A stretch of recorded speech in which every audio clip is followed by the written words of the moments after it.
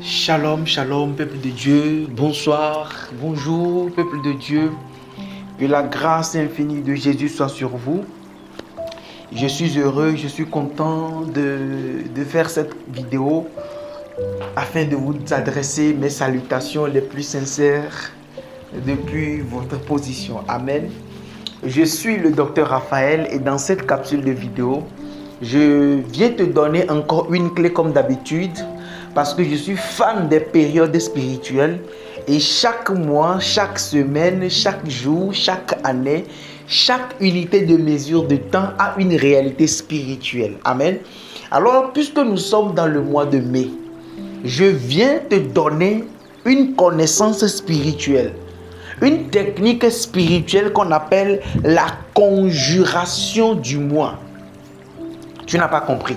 Je dis, je viens aujourd'hui t'enseigner, je viens te remettre aujourd'hui un colis dans lequel il est écrit la technique de la conjuration du mois. Et particulièrement, je vais vous apprendre comment conjurer un mois.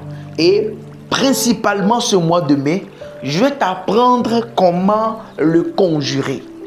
Alors si tu veux comprendre et savoir le mystère qui se cache derrière ce que je vais dire, sois scotché à cette vidéo, regarde jusqu'à la fin et je reviens tout à l'heure.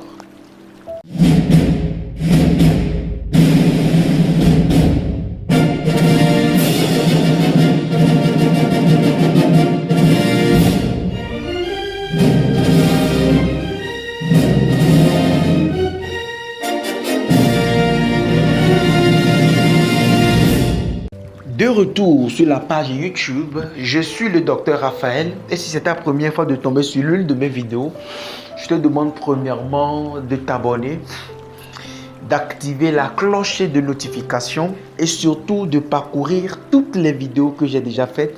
Il y a de très bonnes choses qui te seront très bénéfiques. Amen. Alors, comme je l'avais dit dans la partie introductive, que je vais te parler de la conjuration du mois de mai. Amen. Déjà, il faut savoir que les choses spirituelles sont tellement rares à enseigner. Les réalités spirituelles sont tellement rares à enseigner qu'il y a certaines personnes à qui Dieu a fait grâce de comprendre et de sonder la profondeur de la spiritualité. Je parle à quelqu'un et que ces choses-là ne sont pas toujours données de façon publique. Je parle à quelqu'un. Alors déjà, il faut comprendre qu'est-ce qu'on appelle une conjuration. La conjuration, c'est quelque chose qui s'est passé. Amen. Je définis ça en termes de... je donne une définition, d'accord, qui va dans le sens de ce que je vais enseigner. Quand on parle de conjuration, c'est-à-dire qu'il y a quelque chose de négatif, quelque chose de pas bien, d'accord, qui s'est produite dans un événement ou bien sur quelque chose. Alors la conjuration de la chose, c'est une opération spirituelle qui consiste à nettoyer le négatif, qui consiste à faire le vide avant d'aller prendre une autre chose. Je donne un exemple. Quand tu manges dans une assiette et que l'assiette est sale, avant que tu ne puisses utiliser cette assiette à nouveau, tu dois devoir faire quoi? Tu dois devoir nettoyer cette assiette-là propre. Tu dois devoir la rendre propre avant de pouvoir l'utiliser encore. Alors, s'il y a des choses qui ne sont pas bien, je parle à quelqu'un. Maintenant, la conjuration se fait à chaque unité de mesure de temps. La Bible nous fait comprendre dans le livre de Genèse, quand Dieu créa les cieux et la terre, il a fait des luminaires pour que cela nous permette, d'accord, de pouvoir distinguer les époques, les années et les jours. Et je parle à quelqu'un. Ça veut dire que chaque unité de temps, d'accord, est reliée à une spiritualité. Alors, le mois de mai, il nous arrive que à chaque fois que tu franchis une journée, écoutez bien, à quel moment est-ce qu'on parle de la conjuration? Ou quand est-ce qu'on fait la conjuration? Vous devez comprendre que la conjuration se fait à chaque unité de mesure de temps ou qui n'a pas été favorable pour toi. Je reprends. quand est-ce que on fait la conjuration? La conjuration de chaque unité de mesure de temps se fait lorsque cette unité de temps nous est défavorable. Je prends un exemple. Dans une journée, tu as eu une déception. Ou dans une journée, il y a quelque chose, il y a un malheur qui s'est produit. Alors vous devez comprendre que la Bible nous a dit que un jour, qu'est-ce que je raconte? Je reprends. La Bible nous fait comprendre que une journée instruit une autre journée. Nous allons lire cela dans le livre des psaumes, psaume 19, le verset 2. Je lis selon la version Louis II. Le jour en instruit un autre jour.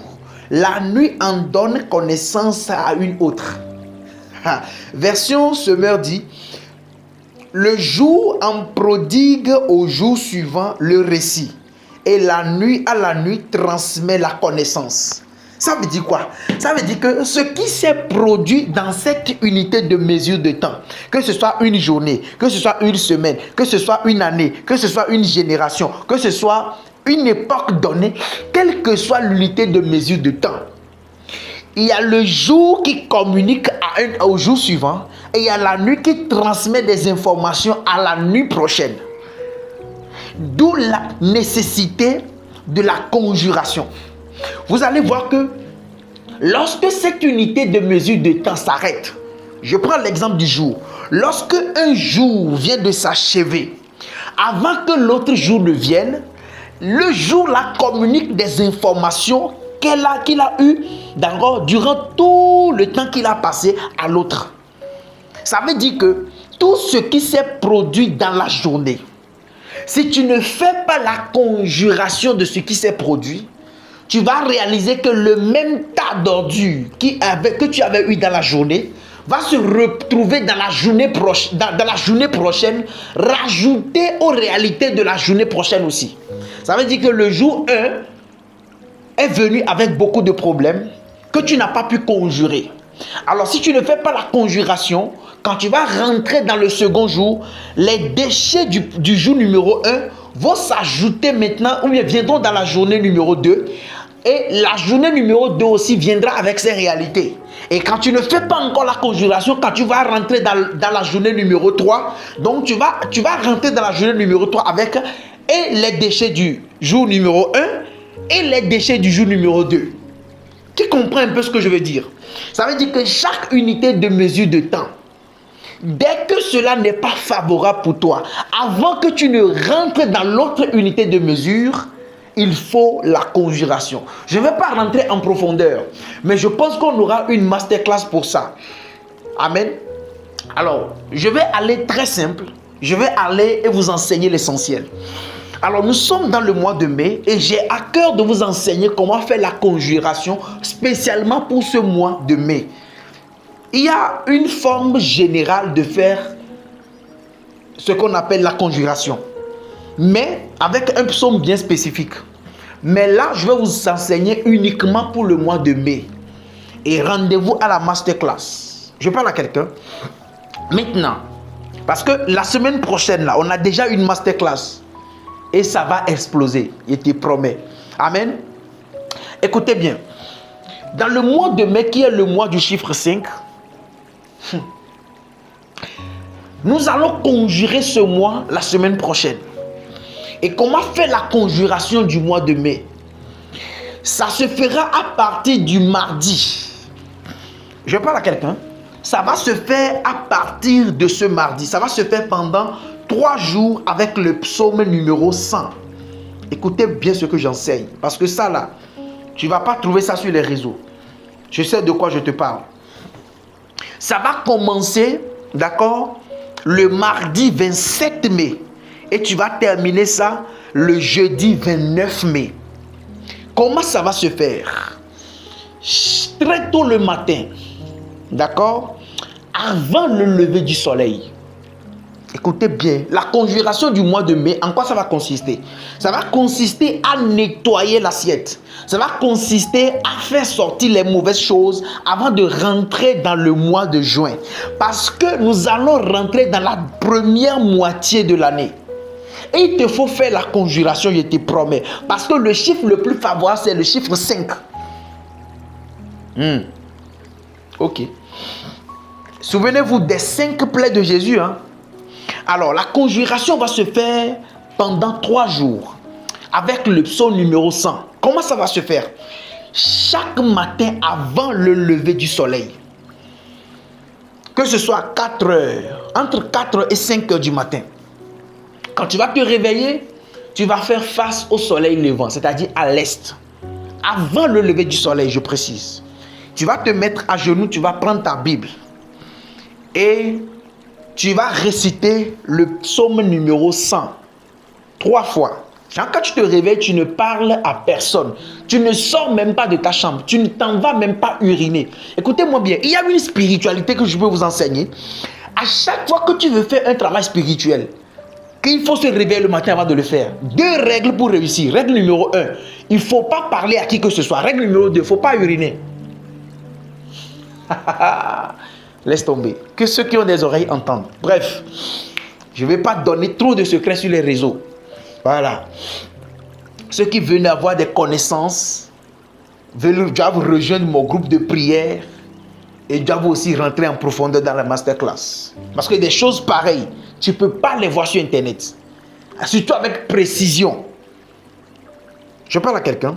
Donc, très tôt le matin, entre 3 heures, 4 heures et 5 heures du matin, tu te mets à genoux face au soleil levant, d'accord? Et tu prends ta Bible. Quand tu prends la Bible, tu vas invoquer le saint nom de Dieu. Tu vas dire Jéhovah, Saint. Tu vas dire ça 3 fois et tu récites une fois le psaume 100. Tu dis encore Jéhovah, Saint. Et tu lis 3 fois et tu lis encore une fois le psaume. Tu répètes encore. Ça veut dire que tu dis Jéhovah Saint 9 fois pour 3 récitations du psaume. Tu comprends ce que je dis? Donc tu dis Jéhovah Saint une fois, Jéhovah Saint 2 fois, Jéhovah Saint 3 fois et tu récites une fois le psaume. Tu refais encore la même chose. Je reprends. Tu récites, tu invoques Jéhovah Saint 3. Écoutez bien, Jéhovah c'est le nom de Dieu, hein? Jéhovah c'est la racine. Et puis on dit Jéhovah Shalom, Jéhovah El Shaddai, Jéhovah Jireh, Jéhovah Adonai, Jéhovah El Gibor, tout ça. Mais Jéhovah simple. Je parle à quelqu'un. Donc tu dis Jéhovah Saint 3 fois, tu récites une fois le psaume.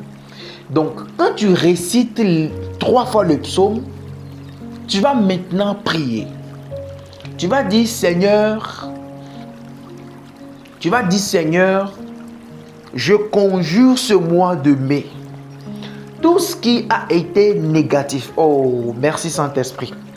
Merci Saint-Esprit. Pendant que je suis en train de donner la révélation, je vois dans mon esprit une personne qui s'est mise à genoux en train de prier. Et je vois un verre d'eau à côté de la personne. Ça veut dire que le Saint-Esprit veut que quand vous allez faire la requête, ce sont des choses là qui prouvent que ce que je donne est vrai.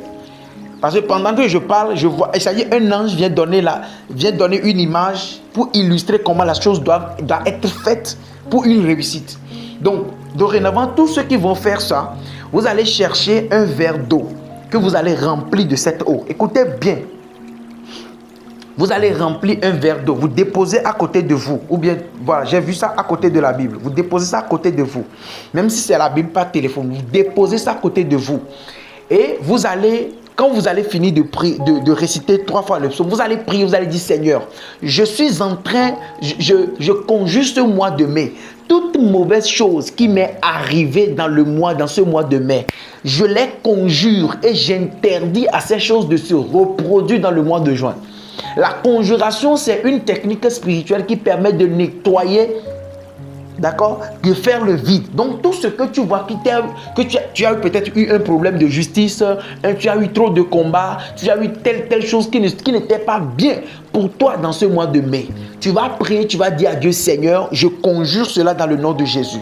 Je conjure cela au nom de Jésus. Je nettoie cela au nom de... Pendant que tu seras en train de prier, regarde ce qui va se passer. Oh, merci Saint-Esprit. Pendant que tu seras en train de prier, il y a une onction et une puissance qui va descendre dans l'eau qui est auprès de toi. Il y a une puissance qui va descendre dans cette eau. Donc, lorsque tu vas finir de prier très tôt le matin avant le lever du soleil, tu vas prendre un seau et tu vas verser un peu d'eau, peut-être à moitié. Et l'eau qui était auprès de toi pendant que tu faisais la prière, tu vas verser cette eau-là dans ton eau de bain. Et avec cette eau-là, tu vas juste te rincer le corps. Regarde ce qui va se passer. Pendant que tu vas faire ça, pendant que tu serais en train de prier déjà, une puissance de nettoyage et de purification spirituelle va descendre sur l'eau. Parce qu'il y a un ange qui va se pointer lorsque... Oh my God. Le mardi qui vient, le 27, toutes les personnes qui vont obéir à ce que je dis, avant le lever du soleil, quand tu vas te mettre à genoux, il y a un ange qui va se pointer auprès de toi. Si je mens, si tu es spirituel et puis tu ne vois pas l'ange, oh, c'est que tu es aveugle. Donc tu vas prier et l'ange va descendre sur, c'est-à-dire la puissance va descendre sur l'eau. Quand tu finis de prier, de rejeter les choses que tu ne veux pas voir en mois de juin, tu prends cette eau-là, tu verses dans l'eau, dans ton eau de bain, dans ton seau d'eau. Et puis tu rentres dans la douche, tu te rinces le corps. En te rinçant le corps, tu fais encore la même prière de nettoyage et de purification, de conjuration. Que toutes les mauvaises choses, ce qui t'est arrivé là, que ça, tu nettoies ça avant de rentrer dans le mois de juin. Tu fais ça le mardi 27, le mercredi 28 et le jeudi 29. Tu fais cette prière, tu fais cette technique de prière pendant ces 3 jours. Et quand tu finis le 3e jour, le jeudi, le vendredi qui est le 30, tu prends un montant donné, que ce soit 1 euro ou 1 dollar, 5 francs, 1000 francs ou 500 francs CFA. Tu prends un montant donné comme ça, que ce soit 500, 1000 francs, et puis tu t'en vas donner à quelqu'un comme tu es en train de faire un sacrifice. D'accord? Selon tes moyens, tu peux faire plus que ça. À une veuve, à un orphelin, à un démuni, voilà, quelque chose comme ça. Amen. Donc, voici ce qu'il faut faire.